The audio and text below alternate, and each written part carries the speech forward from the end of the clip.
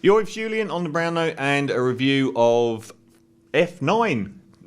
The naming structure of the Fast and the Furious films is a continual delight, as in what machination will they use now. I still think Too Fast, Too Furious is definitely the winner.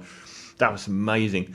As with Jason Statham and Liam Neeson movies, my high-quality filmography knows no bounds. I'm also an aficionado of the Fast films. Now, very much like the Mission Impossible films, these came alive at the halfway stage.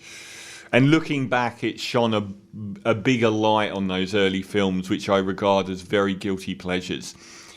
So with Mission Impossible, 4 really exploded, and now people look back as 3 as being a bit of maybe a near classic, although the first 2 are rubbish. With Fast and the Furious, the first film is actually really good. It's just got every element that they needed in the franchise in its purest form. You're never going to get as car-based or as close to the template without all of the world-saving elements. And it took them a long time to get back to that original group of people and that original ethos. Because 2 was just Paul was the only guy from the first film, though Tyrese Gibson appeared. And 3, Tokyo Drift, was the worst of the bunch, the runt of the litter on every level. And it was with 4 that they started to come back. It wasn't a great film, but it had all of the elements. It got the main crew back together. Van Diesel appeared again. Michelle Rodriguez came back. Jordana Brewster came back. But it was 5 that really took off. And suddenly the quality went from being an also-ran high-budget B-movie into an apex film like Mission Impossible 4, which was like absolutely state-of-the-art, very tight, beautifully shot, absolutely superb action, some great additions to the cast. Everything really shone well, and it remains the finest of the bunch. Since then, it's been a very gradual decline without any real disasters. I love 6. I liked Owen Shaw. It was really good. They introduced Jason Statham in 7. I think Owen Shaw's my favourite villain out of all of them so far.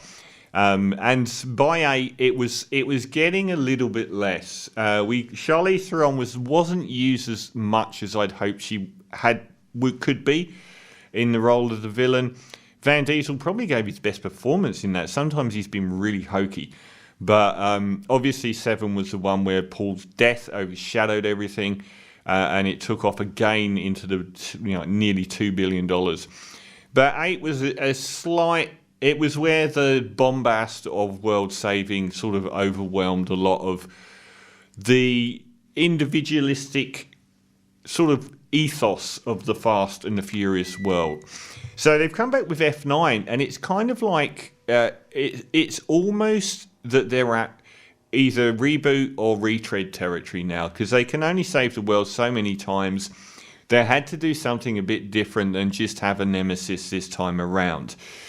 And to be honest, the main plot here isn't the star of the show. It's another one of these MacGuffin plots where there's a device that will take over every computer on Earth. Such a lame plot. How many films have we seen this? In fact, how many Fast and the Furious films have we seen where there's the God's Eye or something that will take over every computer on Earth and is the most amazing weapon since the last amazing weapon? Which is rubbish, and could have consigned the whole film to the dustbin of history were it not for the fact that that is actually in the background as far as the movie goes. Because the movie exists this time around on much more interesting terrain. So we get the whole, everyone's gone and lived their nice life on a farm, but the Kurt Russell character is shown to be attacked. He's actually managed to imprison Charlize Theron, the nemesis from the previous movie who escaped.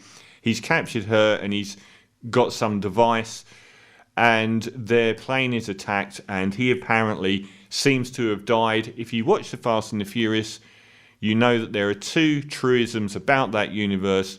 If you're the villain in one movie, you're the hero in the next. how the hell does people like Jason Statham and is it Lewis Shaw? I can't remember what his name is. How do they suddenly go from like killing and murdering loads of people to being their friends? It's just bizarre. And the other one is anyone that dies will come back, because they've realised now that, oh dear, we didn't want to kill off all those really strong cast members. At the start, we get the whole gang back together. Van Diesel and Michelle Rodriguez are living their life out in a farm, and they get the news from Tyrese Gibson's character that this has happened, and they have to go to this island in the middle of Central America that is run by a dictator and steal this device, which results in an epically long opening sequence of car chases and guns firing, not very credibly in some cases, and some pretty ridiculously. You watch the films for how much they will push it on the stunts and the laws of physics, and you get a couple of pretty decent ones. The car jumping off a cliff to be picked up by a stealth bomber magnet was pretty good. So that's the whole opening segment of it. After that, we realise that there is a new villain in town, John Cena. You can't see him. He is the new villain, and he is Van Diesel's brother. John Cena nearly blew the whole thing up a couple of weeks ago by retracting himself, calling Taiwan a country, and being seen to kiss Chinese backside on a global scale and losing a lot of respect. That seems to have calmed down, and it doesn't seem to have affected the response to the movie. He, as Van Diesel's brother, is extremely fine, absolutely nothing wrong with him. Now, this is why the plot is so completely irrelevant to this movie. This is all about rewarding fans and delving into backstory.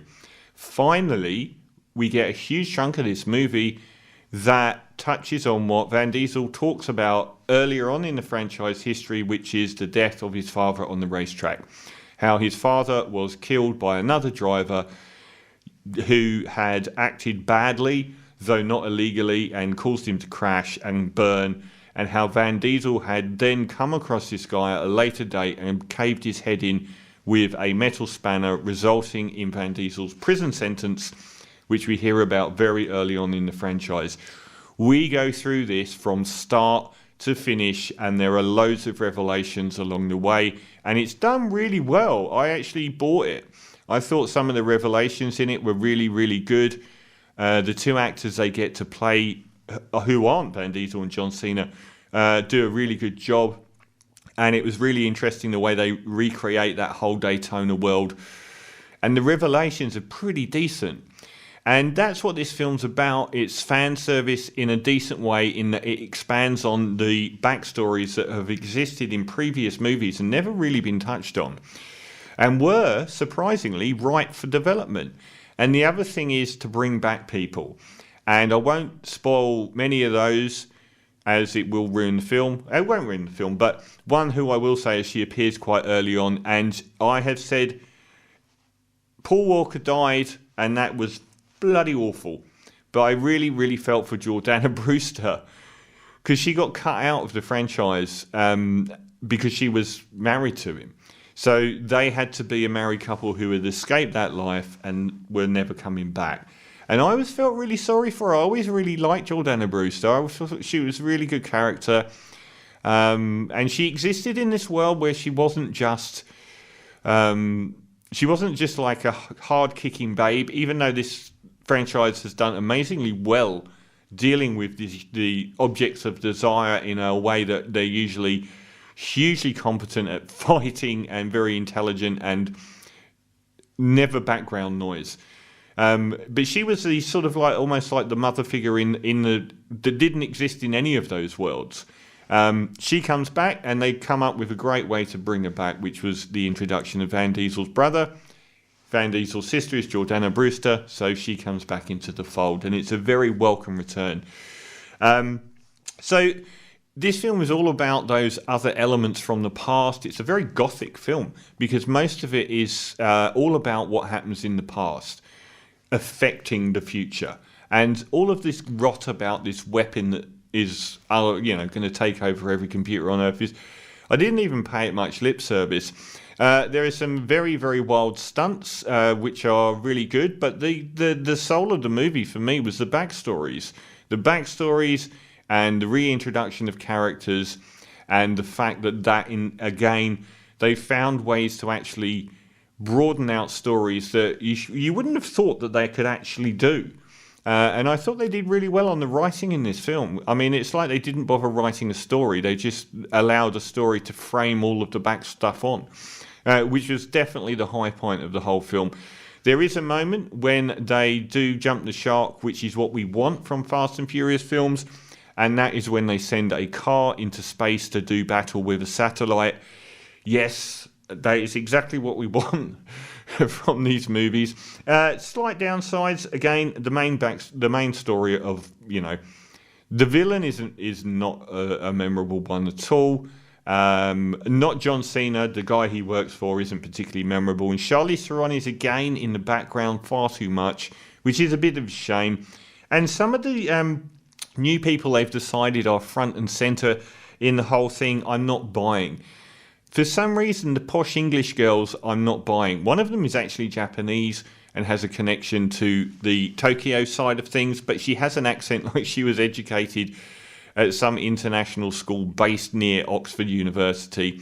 Didn't really buy her, but I don't quite like the English actress who has been in the last couple. I'm going to find her name because it's ridiculous that I can't. Okay, Natalie Emmanuel. She's been in a few of them now, and I just didn't really buy her front and centre. She felt shoehorned in.